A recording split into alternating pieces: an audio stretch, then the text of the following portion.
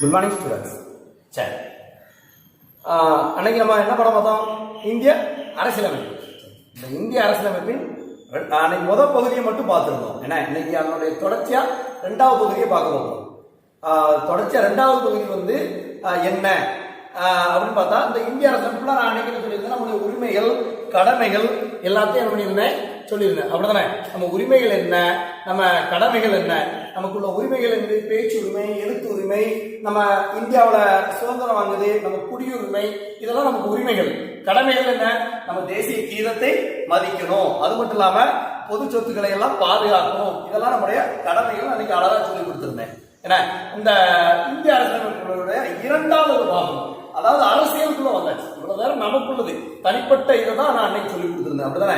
இன்னைக்கு அதாவது அரசியல், அரசாங்கம் எப்படி இருக்கணும், அரசாங்கம் என்ன பண்ணணும், அதை தான் நம்ம என்ன பண்ண போறோம், ரெண்டாவது பகுதியில நம்ம பார்க்க போறோம். இன்னைக்கு பார்க்கக்கூடிய தலைப்பு ஒரு சொல்லணும்னா, நம்ம இப்போ இன்னைக்குள்ள நடைமுறையில் இருக்கிறதா நான் இன்னைக்கு என்ன பண்ணுறேன் சொல்லித்தர போறேன். என்ன அதுல ஃபர்ஸ்டா வந்து மத்திய மாநில உறவுகள்.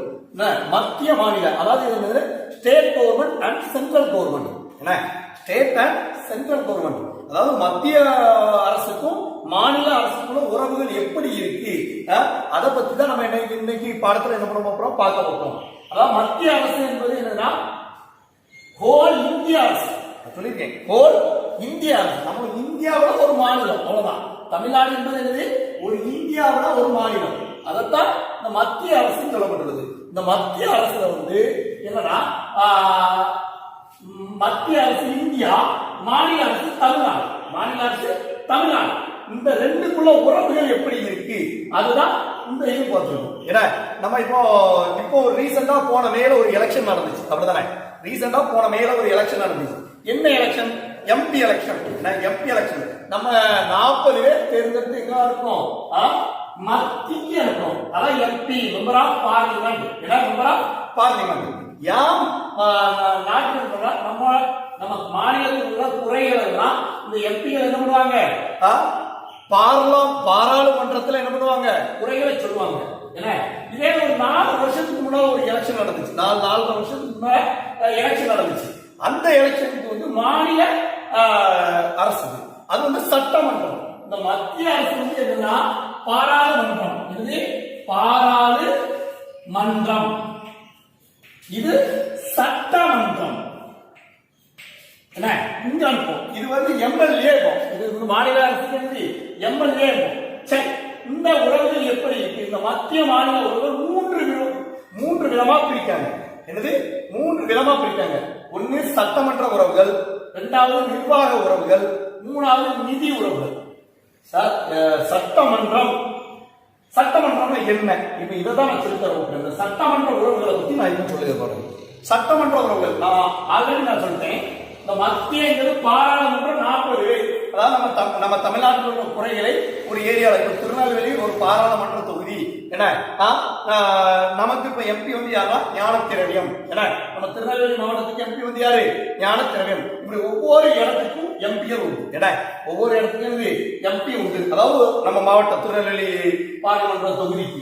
அடுத்த மாநிலம், இப்போ நம்ம மாநிலம்னா நம்ம மாவட்டத்தில் 6 தொகுதி உண்டு. நாங்குநேரி தொகுதி, இப்ப ரீசெண்டா நாங்குநேரி தொகுதியில கூட இடைத்தேர்தல் நடந்துச்சு. ஏன்னா நாங்குநேரி தொகுதி, வேற பாளையங்கோட்டை தொகுதி, இப்படி வந்து தொகுதி இது வந்து மாநிலம். இப்படி வந்து சட்டமன்றத்துக்கு நம்ம அனுப்புவோம். ஏன்னா இது வந்து நம்ம சட்டமன்றத்தில் வந்து 234 எம்எல்ஏக்கள் உண்டு. ஏன்னா 234. இந்த சட்டமன்ற உறவுகள் தெரியுமா? இப்ப நம்ம ஒரு திட்டம் தீட்டுதோம், அதுக்கு வந்து என்ன பண்ணுவாங்க, சட்டமன்றத்தில் சொல்லுவாங்க. சட்டமன்றத்தில் போய் பேப்பாங்க. ஆளுங்கட்சி, எதிர்கட்சி, நம்ம தேர்ந்தெடுக்கப்பட்ட உறுப்பினர்கள்லாம் அங்க வந்து என்ன பண்ணுவாங்க, இருப்பாங்க. அப்ப அவங்க வந்து என்ன சொல்லுவாங்க, இப்போ சென்ட்ரல் கவர்மெண்ட்ல வந்து ஒரு இப்ப எடுக்க கொரோனா காலத்துல வந்து நமக்கு நிதி தேவைப்படுது, இல்ல ஒரு உதவிகள் தேவைப்படுது, மருந்துகள் தேவைப்படுது. அவங்க வந்து என்ன பண்ணுவாங்க, மத்திய ஆளுங்கட்சிக்கு பார்லிமெண்டத்தில் என்ன பண்ணுவாங்க, அவர் தெரிவிக்க என்ன பண்ணுவாங்க, அந்த சட்டமன்றத்துல முதல்ல என்ன பண்ணுவாங்க, ஒரு மீட்டிங் போடுவாங்க. அந்த சட்டமன்றம் நீங்க கேள்விப்பட்டிருக்கீங்க, சட்டமன்றத்துல தான் எல்லாமே என்ன பண்ணுவோம் நடக்கும். அவங்க வந்து தன்னுடைய சட்ட திருத்தத்தை இல்ல இப்போ ஒரு சட்டத்தை மத்திய கவர்மெண்ட் கொண்டு வராங்க, அதை ஆதரிக்கிறதும் எதிர்க்கிறதும் மாநில அரசாங்கமான அரசாங்கம் வந்து சட்டமன்றத்தை என்ன பண்ணுவாங்கன்னா இல்ல இது வந்து என்னது சரி இது தவறு என்று மாநில சட்டமன்றத்தில் என்ன பண்ணுவாங்க கூடி கலந்தாலோசித்து ஒரு முடிவு எடுப்பாங்க. ஏன்னா அந்த முடிவு எடுத்துட்டு தான் என்ன பண்ணுவாங்கன்னா அவங்க மத்திய வந்து தெரிவிப்பாங்க. இந்த உறவுகள் வந்து எப்படி இருக்குதுன்னா சட்டமன்றத்தில் வந்து கலந்து ஆலோசித்து அது தான் இங்க இருக்கு அங்க தெரிவிப்பாங்க. அப்போ ஒரு சட்டம் நமக்கு தேவை வேண்டாம் என்பதை நம்ம முடிவு பண்ற இடம் வந்து என்னன்னா சட்டமன்ற உறவுகள். அதுக்கு அடுத்தது இந்த சட்டமன்ற உறவுகளுக்கு அடுத்து என்னன்னா நிர்வாகம் நான் சொல்லியிருக்கேன். அதாவது மாநில நிர்வாகம் எப்படி இருக்குன்னா உங்களுக்கு நீங்க கேள்விப்பட்டிருப்பீங்க. தேர்ந்தெடுக்கப்பட்ட உறுப்பினர்கள் எம்எல்ஏ. இந்த எம்எல்ஏக்கெல்லாம் சேர்ந்து என்ன பண்ணுவாங்கன்னா ஒரு அமைச்சரை தேர்ந்தெடுப்பாங்க. ஏன்னா ஒரு அமைச்சர் அதாவது முதல் அமைச்சர் அவர் தான் என்ன பண்ணுவாங்க அந்த கட்சிக்கு அதாவது ஒரு கட்சியோ அல்லது அதிகப்படியான எம்எல்ஏக்கள் சட்டமன்ற உறுப்பினர்கள் இப்ப 234 118 எம்எல்ஏக்கள் வந்து ஆதரவு தெரிவிச்சாங்கன்னா அந்த எம்எல்ஏ அந்த கட்சியோடையோ அந்த கட்சியில் உள்ள தலைவர் தான் யாரு முதலமைச்சரா இருப்பாங்க. அப்படி முதலமைச்சர் வந்து என்னன்னா நிர்வாகத்தின் கீழே பிரிச்சு வச்சிருப்பாங்க. ஒவ்வொரு அடிப்படை நிர்வாகத்தின் அடிப்படையில் பிரிச்சிருப்பாங்க. இப்ப எப்படின்னா அமைச்சரவையும் பிரிப்பாங்க. அமைச்சரவை இப்போ மின்சாரத்துறை, உணவுத்துறை, கல்வித்துறை இப்படி அமைச்சர்களை பிரித்து என்ன பண்ணுவாங்க நிர்வாகத்தின் கீழே என்ன பண்ணுவாங்க ஆட்சி நடத்துவாங்க. இது நிர்வாக உறவுகள். இந்த நிர்வாக உறவுகள் என்னன்னா இப்ப கல்வித்துறையில ஒரு சின்ன குறைபாடுகள் எல்லாம் உடனே என்ன பண்ணுவாங்கன்னா அதை வந்து கலந்தாலோசி கல்வி அமைச்சருக்கு கூறி அது வந்து யாரை முதலமைச்சருக்கு போய் அந்த பிரச்சனையை வந்து என்ன பண்ணுவாங்கன்னா சால்வ் பண்ணுவாங்க. இதுதான் என்னதுன்னா கல்வித்துறையில பிரச்சனை வந்து இப்படி நிர்வாகத்தில் அது இல்லையா மின்சாரத்துறையில உணவுத்துறையில அது வந்து இப்படி நிர்வாகத்தின் அடிப்படையில் என்ன பண்ணுவாங்கன்னா ஒவ்வொருவரும் என்ன பண்ணுவாங்க ஆட்சி வந்து என்ன பண்ணுவாங்க அந்த பிரச்சனையில சரி செய்வாங்க. அடுத்து நிதி உறவுகள்னா நிதியெல்லாம் அதாவது ஏற்பட்ட பண தட்டுப்பாடுகள் என அதுக்கு என்னன்னா நிதி அமைச்சர் அவர் வந்து கடந்த மார்ச் மாத காலங்களில் என்ன பண்ணாங்கன்னா இந்த பட்ஜெட் இந்த பட்ஜெட் வந்து சமர்ப்பிப்பாங்க. இந்த பட்ஜெட் சமர்ப்பிப்பதில் வந்து கல்வித்துறைக்கு இவ்வளவு நிதி, மருத்துவத்துறைக்கு இவ்வளவு நிதி அப்படின்னு சொல்லுவாங்க. நிதியை ஒதுக்கீடு செய்து இந்த சட்டமன்றத்தில் கலந்தாலோசித்து ஒரு முடிவினை எடுப்பாங்க. இதுதான் என்னன்னா நிதி உறவுகள். சட்டமன்ற உறவுகள் பல மத்திய மாநிலத்துக்கும் நமக்கு சுமூகமான உறவுகள் சட்டமன்ற உறவுகள், நிர்வாக உறவுகள், நிதி உறவுகள். இந்த 3 உறவுகளின் அடிப்படையில் தான் மத்திய மாநில உறவுகள் நமக்கு இருக்குது. அது மட்டும் இல்லாம யார் சொல்றதுன்னா சட்டமன்ற இந்த 3மே சட்டமன்றத்துல இருப்பாங்க. அந்த சட்டப்பிரிவு வந்து 280 சட்டப்பிரிவு கீழ்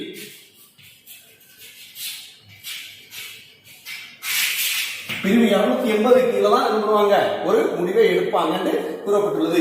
இதுதான் என்னது அரசியலமைப்புல ஒரு பிரிவு. நான் முதல்ல சொல்லியிருக்கேன் ஒவ்வொரு பிரிவுக்கும் பிரிவின் கீழ் அடிப்படையில் தான் என்ன பண்ணாங்க ஒரு சட்டத்தை ஏற்ற முடியும். 250 கீழே இந்த ஒரு இதுல உள்ள பிரச்சனைகளையோ இல்ல அதை வந்து தீர்க்கிறது வந்து பிரிவு 280 கீழே வந்து தீர்ப்பு வைப்பாங்க. அதுக்கடுத்து அவசர கால அலுவலக மொழிகள் சார் மொழிகள்லாம் என்ன நம்ம கேட்போம். இன்னைக்கு இந்தியாவில் வந்து அதிகமாக பயன்படுத்துறது வந்து ஹிந்தி பயன்படுத்துறாங்க. என்னது ஹிந்தி பயன்படுத்துறாங்க. ஆனா அதிகமா என்ன இங்கிலீஷ் வந்து எல்லா ஆபீஸ்லயும் உங்களுக்கே தெரியும். நம்ம சப்ஜெக்ட் வந்து தமிழ், அதுக்கு இங்கிலீஷ் கண்டிப்பா இருக்கிறது இங்கிலீஷை பயன்படுத்துறாங்க. ஆனா நம்ம இந்தியாவில் வந்து என்னன்னா பிரிவு 343 இருந்து 351 வரைக்கும் இந்த அலுவலகம் 343 இருந்து 351 வரை இந்த பிரிவு கூறப்பட்டுள்ளது. என்னன்னா அலுவலக மொழிகளுக்கான பிரிவுகளாக கூறப்பட்டுள்ளது. என்னன்னா முதல்ல வந்து 14 மொழிகளை அங்கீகரிச்சாங்க. என்னன்னா முதல்ல 14 மொழிகள், அதாவது இந்தியாவில் வந்து மொழிகள் வந்து நிறைய இருக்கு. அதாவது ஒரு குறிப்பா வந்து சொல்லணும்னா இந்த மாநிலத்தையே பிரிச்சிருக்கிறது வந்து மொழிகளின் அடிப்படையில் தான் பிரிச்சிருப்பாங்க. இப்போ நம்ம தமிழ் பேசுறோம், கர்நாடகாக்காரங்க கன்னடம் பேசுவாங்க, ஆந்திரா தெலுங்கு, கேரளா மலையாளம், மகாராஷ்டிரா ஹிந்தி, இப்படி மொழிகளின் அடிப்படையிலே நிறைய மாநிலங்கள் பிரிக்கப்பட்டுள்ளதுன்னு சொல்லியிருக்காங்க. அப்படிப்பட்ட மொழிகள் வந்து அலுவலக மொழிகள் மொத்தம் எத்தனை? முன்னால வந்து எத்தனை? 14 மொழிகள் தான் இருந்துச்சு. எத்தனை மொழிகள்? 14 மொழிகள். ஆனா தற்போது வந்து அது வந்து எத்தனை? 22 மொழிகளாக அங்கீகரிக்கப்பட்டுள்ளது. ஏன்னா அதுல ஒரு சிறப்பு என்னன்னா செம்மொழிகள் ஒரு மொழிகள் உண்டு. ஏன்னா செம்மொழிகள் நம்ம அப்ப செம்மொழிகள் வந்து நம்ம கேள்விப்பட்டிருப்போம். என்ன மொழி? தமிழ் மொழி. நம்ம தமிழ் மொழி 2004ஆம் ஆண்டு வந்து செம்மொழியாக இருந்துச்சு, அங்கீகரிக்கப்பட்டது. இந்த செம்மொழிக்குள்ள தகுதிகள் என்ன தெரியுமா? இது வந்து இலக்கண இலக்கிய முறை கொண்டதா இருக்கணும். அதே மாதிரி இந்த செம்மொழிகள வந்து இது பேச்சு மொழியாக இருக்கணும். கண்டிப்பா பேச்சு மொழி, வழக்கு மொழி, இப்படி மொழிக்கு இருக்கணும். அந்த தகுதிகள் வந்து செம்மொழிக்கு உண்டு. நம்ம இந்தியாவில் வந்து 6 மொழி என்னது செம்மொழிகள். என்னெல்லாம் 6 மொழி செம்மொழிகள். அதுல வந்து ஃபர்ஸ்ட் வந்து என்னன்னா செம்மொழி தகுதி அவர் தமிழ். சரி, தமிழ் இது 2004ஆம் ஆண்டு வழங்கப்பட்டது தமிழ். அதுக்கடுத்து சமஸ்கிருதம். தமிழ் 2004, சமஸ்கிருதம் வந்து எந்த வருஷம்னா 2005, தெலுங்கு 2008, கன்னடம் 2008, மலையாளம் 2013, ஒடியா 2014. என்ன ஆனா இந்த நான் சொல்லி கொடுத்த அந்த 6 மொழிகளிலும் இந்த 5 மொழியுமே 5 மொழியில இந்த தெலுங்கு, கன்னடம் இதெல்லாம் தமிழை, அதாவது தமிழ் வந்து எந்த ஒரு மொழியும் சார்ந்து வாழாமல் தனித்து இயங்கும் மொழி. என்ன ஆனா இது வந்து சார்ந்து பெற்றுள்ள மொழி என்பதாலும் தொன்மையான மொழி என்பதாலும் செம்மொழிகளாக இந்த 6 மொழிகள் அங்கீகரிக்கப்பட்டுள்ளன அப்படிங்கிறது செம்மொழியில் கூறப்பட்டுள்ளது. அது மட்டும் இல்லாம அவசர கால ஏற்பாடுகள். இந்த அவசர கால ஏற்பாடுகள் என்ன? அவசரம் அப்படின்னா எமர்ஜென்சி பீரியட். அதான் எமர்ஜென்சி பீரியட். இப்ப எமர்ஜென்சி பீரியட்னா என்ன? அதான் இந்த எமர்ஜென்சி பீரியட் 352 பிரிவு. நான் சொல்லியிருக்கேன், ஒவ்வொருமே இது எல்லாமே பிரிவின் அடிப்படையில தான் நம்ம சட்டத்தை வந்து ஏற்றிருக்காங்க. அப்படிதானே? பிரிவின் அடிப்படையில சட்டத்தை ஏற்றிருக்காங்க. இந்த 352 பிரிவு வந்து என்ன சொல்லுதுன்னா தேசிய அவசர நிலை. அதாவது தேசியம் நான் சொல்லியிருக்கேன், நாடு முழுவதும் ஏற்பட்ட அவசர நிலை. அதான் எடுத்துக்காட்டு ஒரு சில நேரங்கள்ல நிறைய வெள்ளம் வரும். வெள்ளம் நிறைய மாநிலங்கள்ல வெள்ளம் வரும். என்ன இல்ல பஞ்சம் வரும். ஒரு 4 வருஷம் மழை பெய்யலையா, இந்தியா ஃபுல்லா மழை பெய்யல. அல்லது எங்களுக்கு கொள்ள நோய் இப்போ வந்துருக்கலாம், கொள்ளை நோய், கொரோனா. இதே மாதிரி ஒரு அவசர காலத்துல வந்து என்ன பண்ணுவாங்கன்னா தேசிய அவசர நிலை பிரகடனத்தை வந்து அறிவிப்பாங்க. இந்த தேசிய அவசர நிலை பிரகடனம் வந்து ஒவ்வொரு மாநிலம் கேட்கும். ஏன்னா நம்ம எல்லாமே டாக்ஸ் கட்டியிருப்போம். அப்படிதானே? வரி கட்டி அது வந்து ஒரு குறிப்பிட்ட பகுதி வந்து மாநிலத்திற்கும் ஒரு குறிப்பிட்ட பகுதியை மத்திய அரசுக்கும் என்ன பண்ணிருப்பாங்க, செலுத்திருப்போம். அதனால என்ன பண்ணுவாங்கன்னா கேட்பாங்க. இப்போ எடுத்துக்காட்டு நம்ம தமிழக முதல்வர் வந்து கேட்டிருந்தாங்க. இப்போ கொரோனா தொடக்க காலத்துல வந்து எத்தனை கோடியோ என்ன பண்ணாங்க நிதி எங்க கேட்டிருந்தாங்க? சென்ட்ரல் கவர்மெண்ட் கேட்டிருந்தாங்க, மத்திய அரசு கேட்டிருந்தாங்க. அதே மாதிரி அந்த தேசிய அவசர நிலை 352 பிரிவின் கீழே வந்து பிரகடனப்படுத்துவாங்க. இந்த பிரகடனப்படுத்துவது எப்படின்னா வந்து ஐயா எங்க மாநிலத்துல வந்து இவ்வளவு இழப்புகள் ஏற்பட்டுட்டு, அதாவது அதிக தண்ணி எடுத்து ஒரு டேம் உடஞ்சி வச்சோ என்னது இல்லாட்டா விவசாயம் அதிக மழை பெய்ஞ்சு விவசாயங்கள்லாம் நஷ்டம் ஏற்பட்டுச்சுன்னா அவங்க என்ன பண்ணுவாங்கன்னா, சாரி எங்களுக்கு வந்து அதுக்குள்ள நிதியை தாங்கன்னு எங்களுக்கு ஸ்டேட் கவர்மெண்டா வந்து சென்ட்ரல் கவர்மெண்ட்டை கேட்கும். யாரு? எம்பி மூலமா கேட்பாங்க. அதுதான் நான் தேசிய அவசர நிலை. ஏன் காரணம்னா அந்த பகுதியில வந்து ஏற்பட்ட நஷ்டத்துக்கு வந்து எனது இழப்பீடு தொகையை தாங்க, எங்களுக்கு இது சரி கட்டணும். இப்ப இந்த கொரோனாவுக்கு வேண்டி எங்களுக்கு ஒரு இழப்பீடு தாங்கன்னு யாரு முதல்வர் வந்து பிரதமர்கிட்ட கேட்டிருந்தாங்க. அதே மாதிரி அந்த தேசிய அவசர நிலை இதுக்கு வந்து உடனே என்ன பண்ணி இந்த இதை வந்து பிரச்சனையை சமாளிக்கணும். உடனே என்ன பண்ணுவாங்க, அதுக்கு ஒரு மீட்டிங் போடுவாங்க. எங்க சட்டமன்றத்திலேயோ அல்லது பார்லிமெண்டத்திலே போட்டு இவங்களுக்கு இவ்வளவு நிதியை கொடுக்கலாம் என்று அனைவரும் ஒப்புதல் பெற்றுக் கொண்டு தான் என்ன பண்ணுவாங்க, இந்த அவசர நிலை பிரகடனத்தை படுத்துவாங்க. இல்ல சார் இது மட்டும் தானா?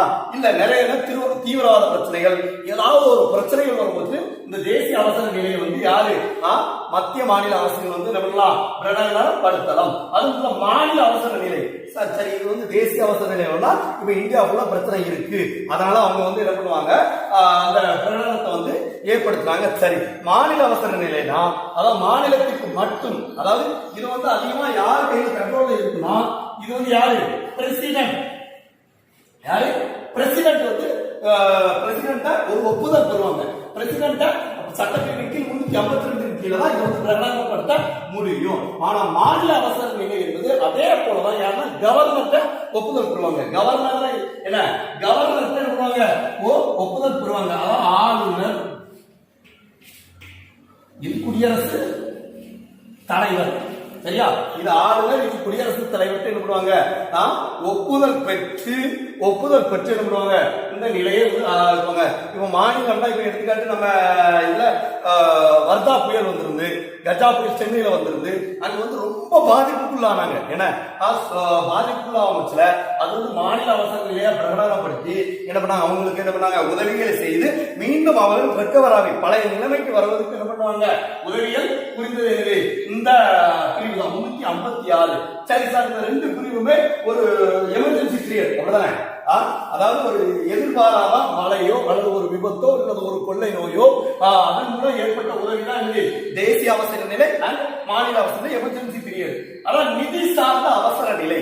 இந்த நிதி என்ன அப்படின்னா நம்ம மூணாவதா நம்ம பார்க்கணும். அப்புறம் இந்த நிதிக்கு என்னன்னா, நிதி என்னன்னா இந்த ரெண்டு பிரச்சனையுமே வந்துட்டுனா எது பிரச்சனையாகும், நிதி பிரச்சனையாகும். நம்ம வீட்டுல ஒரு ஆளுக்கு உடம்பு சரியில்லை அப்படின்னா என்ன ஆகும், இப்போ ஒரு நமக்கு ஒரு பையன் நம்ம வீட்டுல யாருக்கா ஒருத்தருக்கு ஆக்சிடென்ட்டோ அல்லது ஒரு விபத்து ஏற்பட்டுச்சுன்னா ஆஸ்பத்திரிக்கு போய் 1 லட்சம் 2 லட்சம் என்ன பண்ணுவோம், செலவாயிட்டு. அப்படின்னா என்ன ஆகும், நிதி வந்து பற்றாக்குறை ஆகும். அப்ப இந்த நிதி பற்றாக்குறையை சமாளிக்கிறதுக்கு நான் யாருக்கோ சொல்லிக் கொடுத்திருந்தேன், நிதி உறவுகள் சொல்லிக் கொடுத்திருந்தேன் தெரியுமா. சட்டமன்றத்திலோ அல்லது பாராளுமன்றத்திலோ ஒரு சட்டம் இயற்றப்பட்டு அந்த சட்டத்துல மூலம் என்ன பண்ணுவாங்க, அதை சரி பண்ணுவாங்க. இப்ப நம்ம கேள்விப்பட்டிருக்கோம், இந்த இடத்துல வந்து இவ்வளவு அழிஞ்சிச்சு. நம்ம கிராமங்கள்ல வாழை மரம் போட்டிருப்பாங்க, வாழை தோட்டம் போட்டிருப்பாங்க. ஒரு காற்றோ இல்ல ஒரு பெருமழையோ வந்து என்ன பண்ணிடுவோம், வாழை தோட்டத்தை நாசம் பண்ணுறோம்னா கிராம நிர்வாக அதிகாரி அதாவது விஓவை பார்த்து என்ன பண்ணுவாங்க, எனக்கு இவ்வளவு லாஸ் ஆயிட்டு அப்படின்னு சொன்னா அவங்க வந்து ஒரு கணக்கு எடுத்து என்ன பண்ணுவாங்க, எடுத்து நமது யார் பேர்ல இருக்கோ அவங்க அக்கௌண்ட்ல என்ன பண்ணுவாங்க, ஒரு குறிப்பிட்ட தொகையை போடுவாங்க. அதே போல அந்த நிதி சார்ந்த அவசர நிலைக்கு ஒரு இவ்வளவு தொகை ஒதுக்கப்பட்டுள்ளது, இங்க இவ்வளவு அழிவுக்கு இவ்வளவு தொகை ஒதுக்கப்பட்டுள்ளது என்று பிரித்து நிதி சார்ந்த அவசர நிலை பிரகடனப்படுத்துவாங்க. இங்க நம்ம சட்டமன்றத்துல இல்ல பார்லிமெண்டத்துல, அதாவது அதிக இடங்கள்னா இந்தியா முழுவதும் பார்லிமெண்டத்திலையும் சட்டமன்றத்திலையும் ஒரு தொகையை ஏற்பாடு பண்ணி ஒதுக்கி என்ன பண்ணுவாங்க, அவங்க வந்து தன்னுடைய இதை வந்து பிரகடனப்படுத்தி என்ன பண்ணுவாங்க, அவசர கால எமர்ஜென்சி பீரியட் என்ன பண்ணுவாங்க, சரி செய்வாங்க. இப்ப கொரோனாவுக்கு ஏற்பட்டுள்ள பொருளாதாரத்தை என்ன பண்ணுவாங்க, பொருளாதாரத்தில் அதாவது ஏதாவது ஒரு வரியின் மீதோ அல்லது மற்ற ஏதாவது ஒரு மீதோ என்ன பண்ணுவாங்க செலுத்தி இந்த அவசர கால ஏற்பாடுகளை வந்து செஞ்சாங்க. அதாவது இப்ப எடுத்துக்காட்டு பிரதமர் நிதி போட்டிருந்தாங்க, முதலமைச்சருக்கு நிதியை வந்து செலுத்துங்க இந்த அவசரத்துக்கு போட்டிருந்தாங்களா இந்த இப்ப கொரோனா காலத்துல. அதே மாதிரி ஏதாவது ஒரு திட்டங்களை அறிவித்து இந்த பிரச்சனையை வந்து அவங்க என்ன பண்ணுவாங்க, சால்வ் செய்வாங்க. இதுதான் நம்ம உறவுகள் மற்றும் அவசர கால ஏற்பாடுகள் தான் மத்திய மாநிலத்துக்கும் இடையேயான உறவுகள். இப்ப வந்து இது வந்து அரசியலமைப்புல ஒரு பிரிவு நான் சொல்லி கொடுத்த மாதிரி இது வந்து 234 பிரிவு. இது வந்து எத்தனை 343 வந்து 359 பிரிவு. இது 352 356 360 இந்த பிரிவுகள் அவசர நிலை பிரிவு 3. இப்படி என்ன பண்ணாங்க, ஒவ்வொரு பிரிவும் ஒவ்வொரு பிரிவின் கீழே தான் ஒவ்வொரு திட்டங்களும் ஒவ்வொரு செயல்படுத்தப்படுகிறது. ஆனா அரசியலமைப்பின் சட்ட திருத்தம் 368 பிரிவு. அரசியலமைப்பு சட்ட திருத்தம் சார் இவங்க யாருக்குமே அரசியலமைப்பு சட்டத்தை வந்து நீங்க சொல்லிட்டீங்க. 1950 யாரு அறிவிச்சாச்சு, டாக்டர் அம்பேத்கர் தான் சட்டமேதை வரைவு குழு பண்ணி சட்டம் ஏற்றியாச்சு. இப்ப என்ன சார் நீங்க சொல்லுங்க, சீர்திருத்தம் பிரிவு 368 சொல்றீங்களா சார், என்னன்னு கேட்கலாம். உடனே அப்ப நான் சொல்றேன், அதாவது இப்போ நான் ஒரு தண்டனைகள் வந்து அப்ப எழுதப்பட்டிருந்தது, காலத்திற்கு தகுந்தாப்ப ஒரு தண்டனை. இப்ப எடுத்துக்காட்டு என்னன்னு சொல்லணும்னா சீர்திருத்தம் பண்ணுவாங்க. நான் தான் என்னதான் எழுதியிருந்தாலும் ஒரு சட்டத்துக்கு வந்து நான் என்னதான் சரியான முறையில் எழுதியிருந்தாலும் அதை வந்து கொஞ்ச நாள் கழிச்சு என்ன பண்ணுவாங்க, திருத்தம் பண்ணுவாங்க. என்னுடைய இது ஏதாவது ஒரு தவறுகள் இருந்தால் என்ன பண்ணுவாங்க, அதை வந்து சீர்திருத்தம் பண்ணுவாங்க. அந்த சீர்திருத்தத்தை தான் நான் இப்ப சொல்லித்தர போறேன். எப்படின்னா, நான் கொலை பண்ணேன் சாரி, நான் ஒரு சின்ன பொருளை களவாண்டுட்டேன். உடனே அந்த களவுக்கு சட்டம் வந்து அதிகப்படியான தண்டனை, அதாவது என்னை நான் வந்து பண்ணின குற்றத்தையும் தாண்டி, அதாவது ஒரு திருட்டு நான் ஒரு 10,000 ரூபாய் ஒரு இடத்துல திருடிட்டேன்னா எனக்கு வந்து ஒரு ஆண்டு கால தண்டனை வந்து கொடுக்கணும், அப்படிதானே. ஆனா அதை மீறி எனக்கு ஒரு 5 ஆண்டு கால தண்டனைனா நான் வந்து ஒரு என்னோட தேவையில்லை ஏதாவது ஒரு காரணத்துக்காக தான், அதான் வயிற்று குழப்பங்கள் அதுக்கு இல்லை தடை எடுக்கணும் அப்படி ஒரு கடுமையான தண்டனை வந்து என்ன வேண்டாம் அப்படின்னு ஒரு சில குறிப்பிட்ட சட்டத்தை கொண்டு என்ன பண்ணாங்க சீர்திருத்தம் பண்ணாங்க, அதாவது திருத்தி எழுதினாங்க. அந்த பிரிவு என்னன்னா 368. ஏன்னா அந்த 368 அந்த சட்டத்தை வந்து எப்படி சீர்திருத்தம் பண்ணினாங்க, அததான் நம்ம என்ன பண்ண போறோம்னா அடுத்த இதுல வந்து பார்க்க போறோம். அந்த சட்டத்தை எப்படி சீர்திருத்தம் பண்ணாங்க அப்படிதான். அதாவது ஒரு சட்டம் போட்டாச்சு, ஒரு சட்டம் போட்டாச்சு. இப்ப இடையிலேயே ஒரு சட்டம் போட்டாங்க, முத்தலாக் தடை சட்டம், ஒரு அப்படி ஒரு சட்டங்கள் போடுவாங்க. அப்படி சட்டங்கள் போடும்போது மாடுவதை தடை சட்டம், அந்த சட்டத்தை வந்து நான் சொல்லியிருக்கேன். எங்க இந்த சட்டத்தை சீர்திருத்தம் பண்ணியாச்சு. இந்த சீர்திருத்தம் பண்ணிட்டு இதை எப்படி ஒப்புதல் வாங்கணும், எப்படி ஒப்புதல் வாங்கணும் அதைத்தான் எழுது அந்த சட்டமன்றத்துல வந்து ஒப்புதல் பெறுவாங்க. அதிகப்படியான உறுப்பினர்கள், அதாவது இப்ப நான் ஒரு சட்டம் ஏற்றுதாங்கன்னா அங்க வந்து என்ன சட்டமன்றத்திலேயோ அல்லது பாராளுமன்றத்திலேயோ, அதாவது பாராளுமன்றத்தில் வந்து என்ன பண்ணுவாங்க, இந்த சட்டத்தை பின்பற்றுவாங்க. அதை வந்து மாநில அரசாங்கத்துல முதல்ல மாநில அரசாங்கத்துல கேட்பாங்க. மாநில அரசாங்கத்துல நம்மளால தேர்ந்தெடுக்கப்பட்ட சட்டமன்ற உறுப்பினர்கள் என்ன பண்ணுவாங்க, அங்க சட்டமன்றத்துல வந்து கேட்கும் போச்சுல என்ன பண்ணுவாங்கன்னா உயர்த்தும், இந்த சட்டத்தை ஆதரிக்கலாமா வேண்டாமா அப்படின்னு உயர்த்தும் போச்சுல வந்து என்ன பண்ணுவாங்க, அங்க எண்ணிக்கையை பார்ப்பாங்க. அந்த சட்டத்தில் மக்களாகிய பிரதிநிதிகள் வந்து அது ஆதரவு அதிகமாக இருப்பின், என்னது எதிர்ப்பை காட்டி நம்ம ஆதரவாக அதிகமாக இருப்பின் அந்த சட்டங்கள் வந்து என்ன பண்ணுவோம், சட்டமன்றத்தில் வந்து என்ன பண்ணுவோம், வெற்றி பெறும். அதே இது வந்து பாராளுமன்றத்தில் கேட்கப்பட்ட பாராளுமன்றத்தில் உறுப்பினர்கள் அதிகமாக ஆதரவு தெரிவித்தால் என்னது அந்த சட்டம் வந்து என்ன பண்ணணும், நடைமுறைக்கு வரப்படும். அந்த நடைமுறைக்கு வரக்கூடியது அந்த பிரிவு 368 கீழ் எழுதிடுவாங்க. அந்த சட்டம் செய்யப்படுகிறது, இந்த சட்டம் சீர்திருத்தம் செய்யப்படுகிறது என்று என்னது பிரிவு 368 கீழ் என்ன பண்ணுவாங்க, நடைமுறைப்படுத்துவாங்க. அடுத்தது வழிமுறைகள் நான் சொல்லியிருக்கேன். அந்த இதுக்கு வகைகள் எப்படின்னா நான் முதல்ல சொல்லியிருக்கேன், வகைகள் அதான் அறுதி பெரும்பான்மை வேணும். இந்த அறுதி பெரும்பான்மை அதெல்லாம் அந்த சட்டம் வந்து எப்படின்னா, சட்டமன்றத்திலும் சரி பாராளுமன்றத்திலையும் அறுதி பெரும்பான்மை இருந்தா மட்டுமே முதல்ல என்ன பண்ண முடியும், அந்த சட்டம் வந்து என்ன பண்ண முடியும், சட்டத்தை அங்கீகரிக்க முடியும். திருத்தியாச்சு, இனிமேல் இதுதான் சட்டம் என்று அங்கீகரிக்க முடியும். அதே மாதிரியா ரெண்டாவது வந்து என்னன்னா, நாடாளுமன்றத்துல வந்து, அதாவது நாடாளுமன்றத்துல மேலவை கீழவை 2 அவைகள் உண்டு. ஏன்னா அது அடுத்த படத்துல நான் தெளிவா சொல்லுவேன். லோக்சபா ராஜ்யசபா 2 அவைகளிலுமே அந்த சட்டம் வந்து என்ன பண்ணணும், அறுதி பெரும்பான்மையோட வெற்றி பெற அளவுக்கு இருக்கணும். அதை வந்து கடைசியில் வந்து யாரு ஒப்புதல் அறிவிக்குன்னா குடியரசுத் தலைவர்கிட்ட கொடுத்து குடியரசுத் தலைவர் என்ன பண்ணுவாங்க, அதை வந்து அங்கீகரிப்பாங்க. இதுதான் எனது அங்கீகரிப்பாங்க. இதை வந்து நீதிமன்றத்திலேயோ அல்லது வேற எதுலயோ போய் இதை வந்து தடை செய்ய முடியாது. தடை செய்ய முடியாது. ஏன்னா இதுதான் எனது அரசியலமைப்புடைய சட்ட திருத்தம். நம்ம முதல்ல இந்த பாடத்துல பார்த்தோம். அது மட்டும் இல்லாம இதுல ஒண்ணே என்னன்னா, குழுக்கள், யாரு அரசியலமைப்பு சீர்திருத்த குழுக்கள், ஒவ்வொரு குழுக்கள் வந்து இருக்கிறவங்க வைத்திருப்பாங்க.